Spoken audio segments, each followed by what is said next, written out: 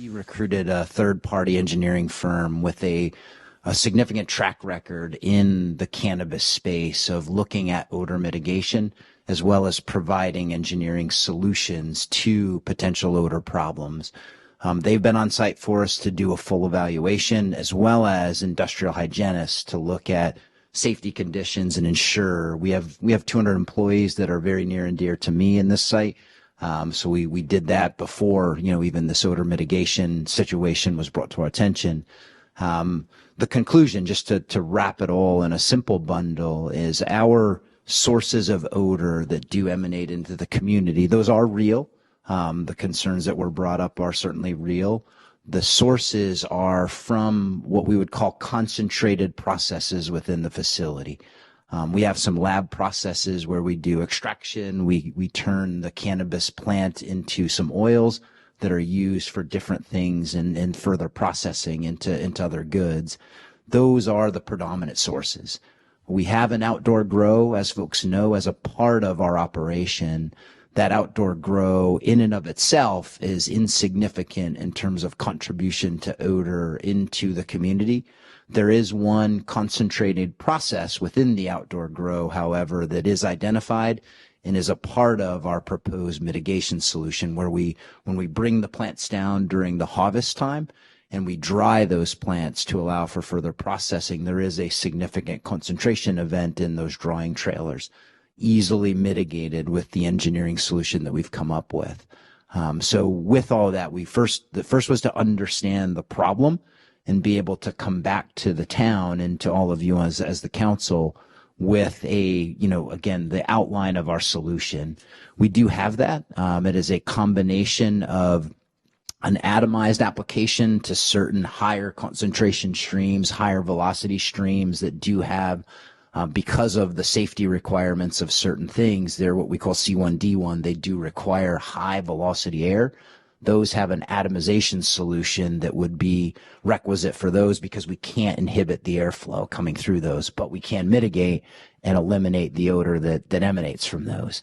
Other areas where the velocity of the air is of a lower speed, we're able to use static filtration with carbon filters that would be changed on a regular frequency. All of these things would undergo testing on a frequency to ensure efficacy. So at startup, there would be a testing process to ensure both the filtration amount in the static filters as well as the atomization application was meeting our standards and eliminating the odors that emanate from those sources. And then there would be ongoing testing that would validate that those things are remaining efficacious and would allow us to enhance PMs, change timing, change concentrations, things of that nature, should those become necessary. But we're really happy to be able to come back and present where the problem is, which is our concentration sources, lab processes, primarily kitchen processes where we concentrate, and drying trailer from the outdoor grow, and have a engineering solution that we are ready to implement. Rebecca can speak to that. We are ready to move forward with that particular set of solutions. It is a pretty broad set of solutions with obviously capital costs on the front end, ongoing costs, but we're willing to bear those as a part of being a great neighbor here in the town of Centreville. And Jeremy, you did sent a letter to the council on December 13th. So that outlines what the conclusions were from Bayer, yes, and outlines the areas that were identified for reduction measures and mitigation measures. Yes, sir. Okay, so that's what it is. So we provided that sort of plan to you. Can you talk a little bit more just about monitoring, what that would entail, ongoing monitoring? Yeah. So the monitoring solution, there are particular chemical attributes that would be able to be tested in a third-party lab. We would have, and the frequency buyers will determine for us as a third party. We will not determine that as GTI. That is not our expertise. The engineering firm will let us know what the testing frequency would be, what's daily, what's weekly, what's monthly, what's quarterly. Those things will become a plan for us. Those samples would then be collected, and they would go to a third-party lab looking for specific chemical attributes that would be indicative of odor. Those would then come back to us and allow us to evaluate, with the support of the third-party engineering firm, that what adjustments would be necessary, if any, or to confirm that the system is maintained properly and that the system is performing as expected with the concentrations that we desire. Time frame for implementation, we do believe from approval and a PO, we could execute the actual capital solution within 2 months. We would need probably a month worth of testing to ensure that we had the system dialed in and performing.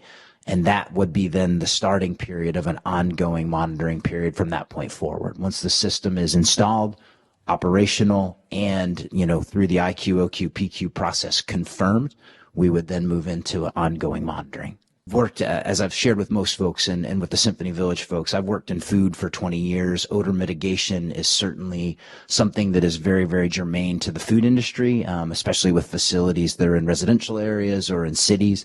And we have done similar solutions in the food industry for odors that some neighbors consider very noxious: onions, garlic, things like that we'd use in cooking processes in a USDA facility. And this type of solution is something that I've applied before with very, very good success within city limits in certain areas. Up home where I live, near the Boston area, was one particular example where we've implemented a very similar solution with incredible effect. As folks may or may not know, in cannabis, because it's not a federally regulated process as of today, state by state, the regulations are very different. There are states that are very, very particular about odor regulations. We operate in one of those states, and this is the exact solution that we are applying as we bring a facility online in that state. We don't have any proven odor because that facility is not yet operating.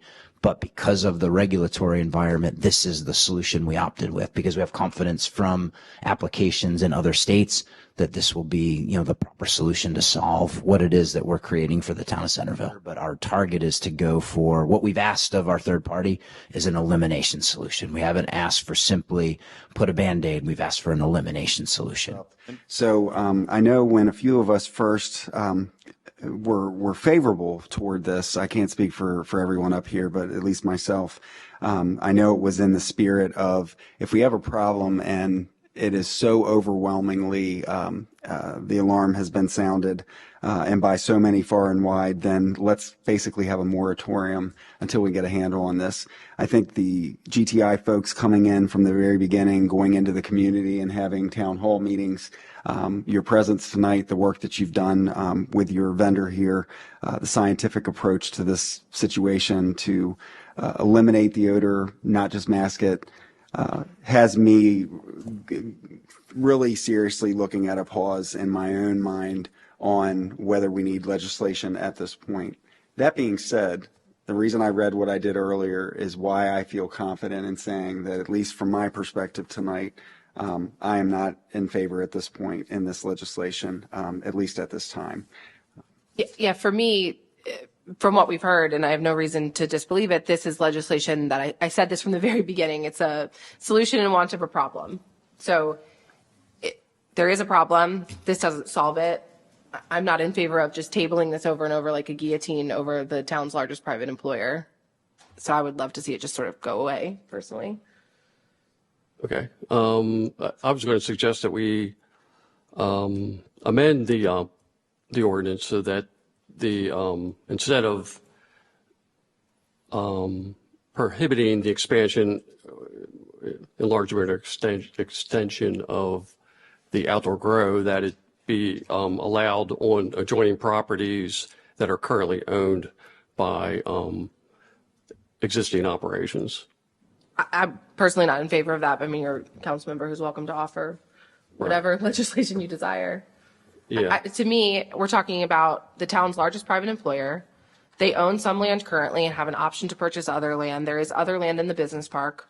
We have a business park that is attempting to grow, that is attempting to attract tenants, that we really just go out of our way, not just as a council, but as a town in general, to make sure they're unsuccessful. We've just heard that GTI's R&D is leaving Centreville because of sort of the way we behave towards anything different. I'm just disinclined to say, you know what, we're going to keep hanging something over your head forever instead of taking them the good faith that they came here with. If it doesn't work, we can introduce whatever we want to introduce. But I also think there's this misconception out there, and I've heard it from a number of people over the last few months, that there is some application in front of us for expansion at GTI that we're considering, and that's why this happened, and that's not true. And so there's so much wrong information out there, and it's really just a kick in the teeth to a really positive employer in our town. And so I remain against us legislating against a private business because of some citizen complaints. I think they are here and willing to work with us, and we should give them that opportunity. And if at some point the data doesn't look real, or the town still stinks, or whatever, then we have tons of flexibility to do things. But to just say, we're going to keep holding something over your head forever, feels like they're the only ones coming in good faith, and we're just going to sit up here in bad faith because we can. So, Madam President, my suggestion tonight, in light of everything we've heard, is I think we should proceed with an up or down vote on this. If the vote is not in favor of advancing this ordinance, then, as you just eloquently indicated, we have the option, if we look at this mitigation plan and we continue to get feedback from our residents that it's a problem, it hasn't been successfully mitigated, there's plenty of time to do that. I think the timeline makes sense. And at that point, we can bring up legislation again if that becomes appropriate at that time. But that's They don't have to bring legislation because it can go through the planning process. Right. So they yay or nay. So you don't have to introduce something to.